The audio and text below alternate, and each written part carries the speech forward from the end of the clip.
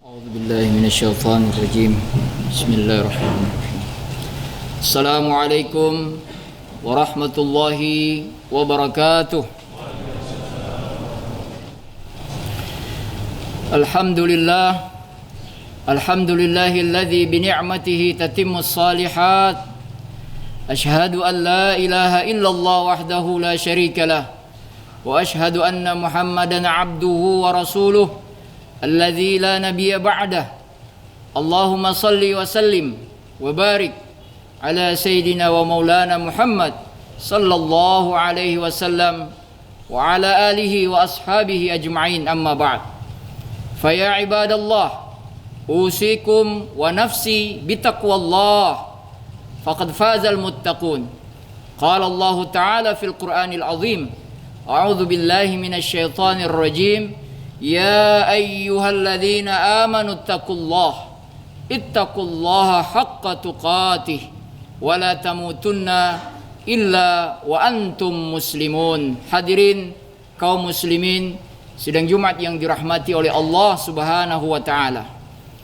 Jalasan Nabi sallallahu alaihi wasallam zata yaumin ma'a ashabihi. Pada suatu hari baginda Nabi Muhammad sallallahu alaihi wasallam duduk bersama para sahabatnya. Faqala, Rasulullah SAW kemudian bertanya kepada sahabat, Atadruna manil muflis? Apakah kalian tahu siapa orang yang bangkrut itu? Qalu, para sahabat menjawab, Al-muflisu fina man la dirhaman lahu wala mata'. Yang kami pahami orang bangkrut itu, wahai Rasul, adalah orang yang tidak memiliki dirham dan tidak memiliki harta kekayaan. Faqala Nabi sallallahu alaihi wasallam, maka Rasulullah Nabi kita sallallahu alaihi wasallam kemudian membetulkan jawaban sahabatnya. Beliau mengatakan, Innal muflisa min ummati, sesungguhnya orang yang bangkrut dari umatku itu, ya'ti yaumal qiyamah, dia datang pada hari kiamat nanti, bisalatin, dengan salatnya, bisaumin, dengan puasanya, wa zakatin, dengan zakatnya, wa ya'ti, dan dia juga datang dengan qad syatama hadza, dia mencaci seseorang, wa qadhafa hadza, dia menuduh seseorang, wa akala mala hadza, dia memakan harta seseorang, wa daraba hadza, dia memukul seseorang. Maka kata Rasulullah sallallahu alaihi wasallam, fayu'ta hadza min hasanatihi, maka dia harus membayar semua kezaliman yang dia lakukan itu, dibayar dengan hasanatnya, dengan kebaikannya, pahala-pahalanya tadi. Fayu'ta hadza, satu orang dibayar dengan hasanatihi, dengan pahalanya, wa hadza min hasanatihi, yang satu orang lagi dengan pahalanya. Fa in faniyat hasanatuhu, ketika semua pahala-pahala dia habis, fa in faniyat hasanatuhu falam qabla, fa in faniyat hasanatuhu qabla ay yuqda ma alaihi, sebelum lunas apa yang harus dia bayar, sebelum lunas apa yang harus dia bayar, ukhidha, diambil, min khatayahum, dari kesalahan-kesalahan orang-orang yang dia zalimi, faturihat ilaihi, dan dilemparkan kepada diri orang tadi, thumma turiha finnar, dan setelah itu dia dilemparkan ke dalam neraka oleh Allah Subhanahu wa taala. Jamaah sekalian yang dirahmati oleh Allah Subhanahu wa taala, ada beberapa pelajaran yang dapat kita petik dari hadis yang diriwayatkan oleh Abu Hurairah radhiyallahu anhu ini. Pelajaran yang pertama adalah bahwa Rasulullah sallallahu alaihi wasallam ingin menyadarkan kepada sahabatnya, kepada kita tentu saja hari ini yang membaca hadis ini, makna dan hakikat daripada kebangkrutan itu sendiri. Rasulullah SAW memancing para sahabatnya dengan pertanyaan yang menurut para ulama hadis dalam menjelaskan hadis ini, Rasulullah sebenarnya pun sudah tahu jawabannya. Tetapi begitulah salah satu metode Rasul dalam mendidik para sahabat adalah melalui pertanyaan-pertanyaan. Maka ketika pertanyaan itu diajukan dan jawaban sahabat tidak sama persis, barulah kemudian Nabi membetulkan. Apa itu? Bahwa ternyata para sahabat masih mengacu jawaban mereka, masih melandaskan pemikiran mereka bahwa yang disebut bangkrut itu adalah bangkrut materi, bangkrut keduniaan.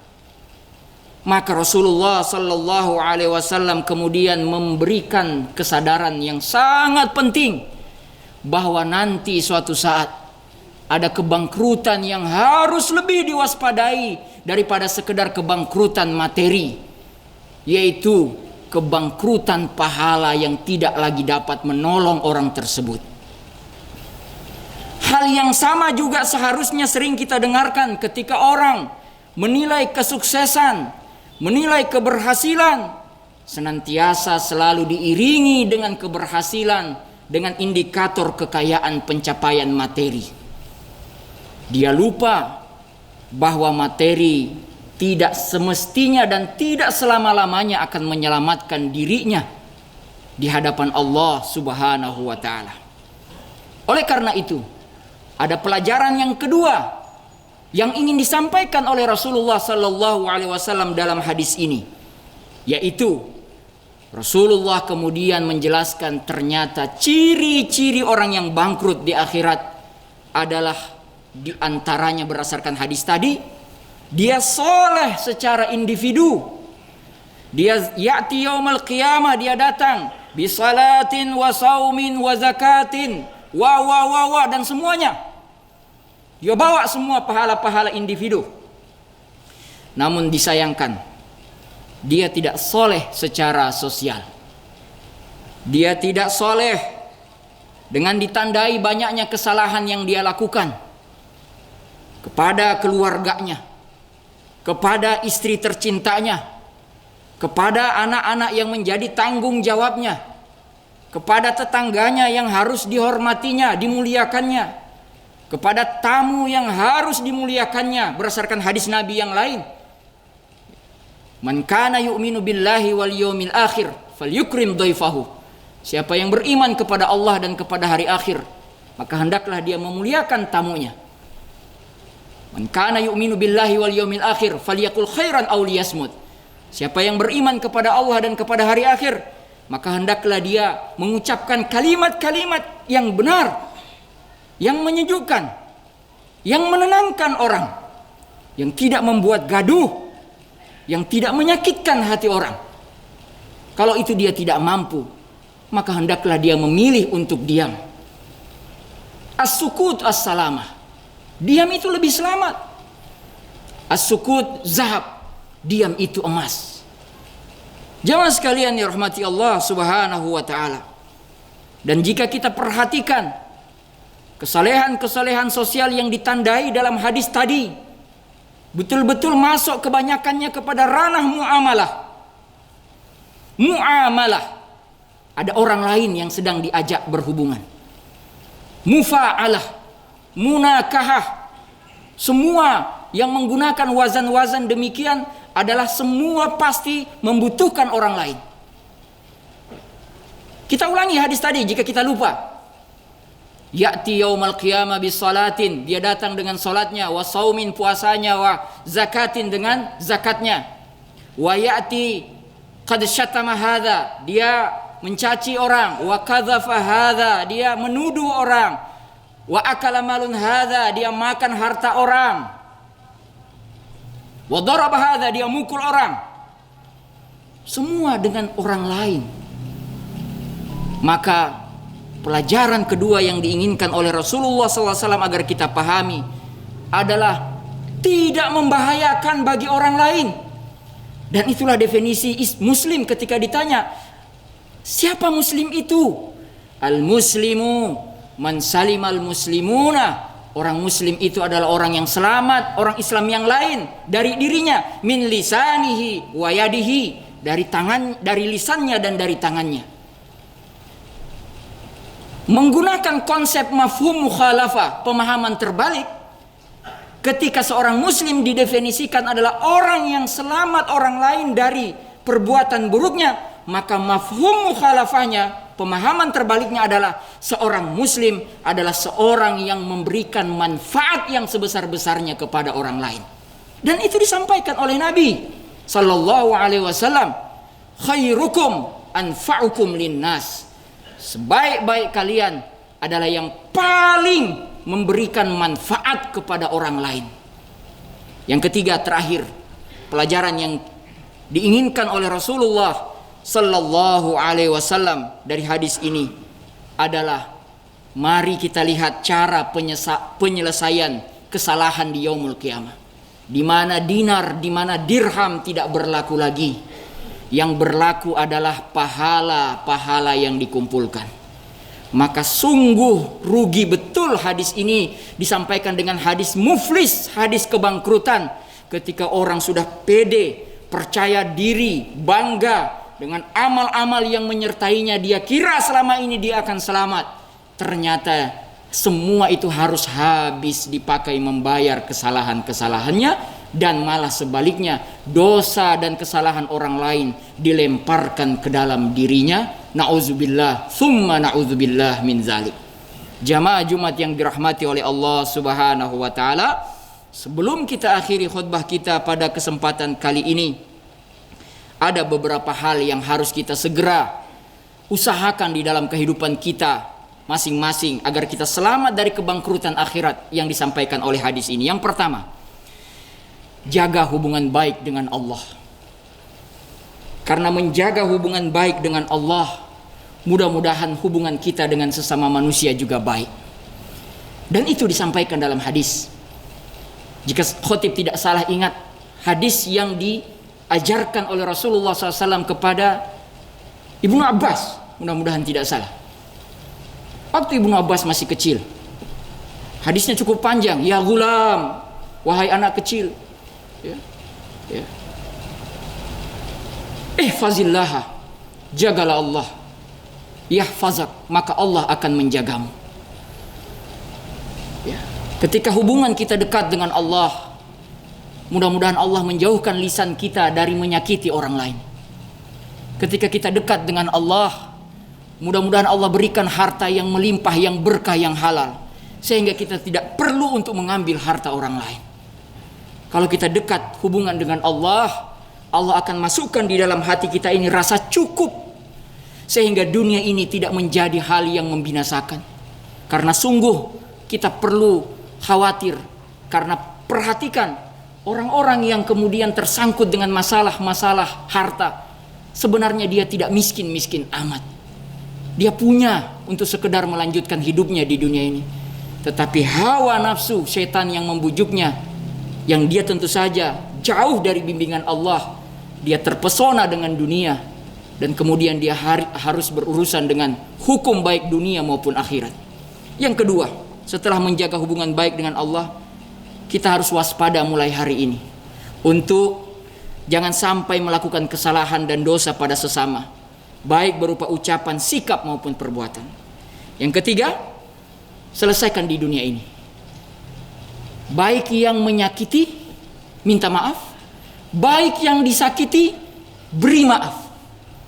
Karena jangan sampai hadis ini juga dipahami sebagai hadis penuntutan balas dendam. Khawatirnya membaca hadis ini akan berpikir bahwa saya tidak akan maafkan kamu di dunia.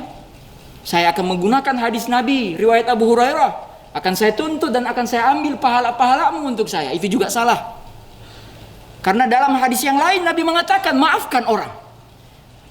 Maka tidak mungkin ketika kita mempelajari hadis Nabi, ada satu hadis bertentangan dengan hadis yang lain. Itu sangat tidak mungkin.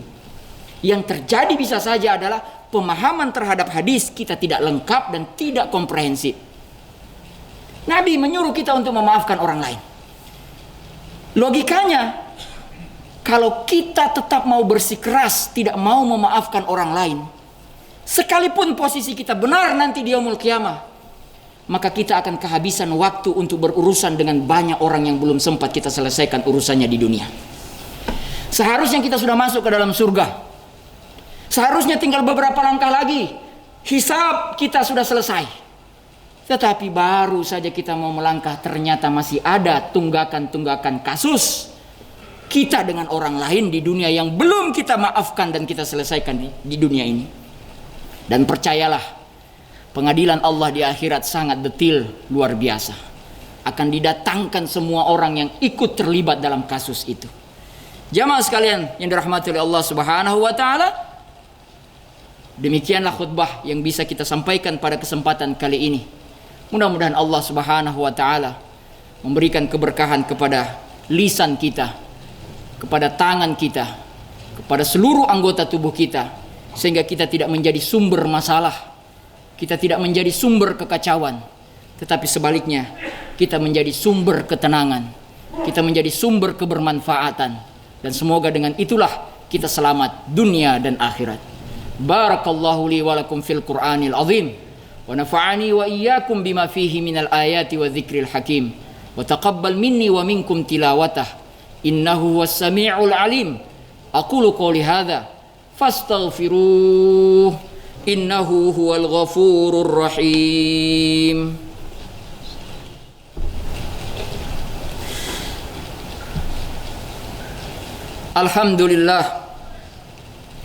Alhamdulillahilladzi hamdan katsiran kama amar. Ashhadu an la ilaha illallah wahdahu la syarika lah, irghaman liman jahada bihi wa kafar. Wa ashhadu anna sayyidana Muhammadan abduhu wa rasuluh, sayyidul khalaiqi wal bashar. Allahumma salli wa sallim ala sayyidina Muhammad wa ala alihi wa ashabihi masabihul ghurar. Ibadallah, ittaqullah min sima'il lagwi wa fudulil khabar, wantahu amma nahakum wa zajar, wa'lamu anna Allah qad amarakum bi amrin bada'a fihi bi nafsihi wa thanna bi malaikatil musabbihati bi qudsih, faqala ta'ala inna Allah wa malaikatahu yusalluna 'alan nabi ya ayyuhalladzina amanu sallu 'alaihi wa sallimu taslima. Allahumma salli ala nabi rahmah wa syafi'il ummah, wardallahumma ala ashabihi wa qarabatihi wa azwajihi wa dhurriyyatihi wa 'anil khulafa'ir rasyidin Abi Bakrin wa Umar wa Utsman wa Ali wa ala baqiyati sahaba wat tabi'in wa man tabi'ahum bi ihsanin ila yaumiddin wa 'alaina ma'ahum bi rahmatika ya arhamar rahimin. Allahumma ighfir lil muslimina wal muslimat, Allahumma ighfir lil mu'minina wal mu'minat, Allahumma ighfir lana wa liwalidina warhamhuma kama rabbawna shighara, Allahumma ighfir lana wa li ikhwanina alladhina sabaquna bil iman wa la taj'al fi qulubina ghillan lil ladzina amanu rabbana innaka raufur rahim. Allahumma shfi mardana, Allahumma shfi mardana wa mardal muslimin, Allahumma shfi mardana wa mardal muslimin, Allahumma shfi mardana wa mardal muslimin. Rabbana hab lana min azwajina wa dhurriyyatina qurrata a'yun waj'alna lil muttaqina imama. Allahumma izzal islam wal muslimin, Allahumma ansur islam wal muslimin bi rahmatika ya rabbal alamin. Rabbana taqabbal minna du'aana wa tub 'alaina innaka antat tawwabur rahim. Rabbana atina fid dunya hasanah wa fil akhirati hasanatan wa qina adzaban nar wa adkhilna jannataka ma'al abrar ya aziz ya ghaffar ya rabbal alamin. Wa sallallahu ala nabiyyina wa syafi'ina wa maulana Muhammadin nabiyil ummi wa ala alihi wa ashabihi ajma'in walhamdulillahi rabbil alamin. Aqimus shalah.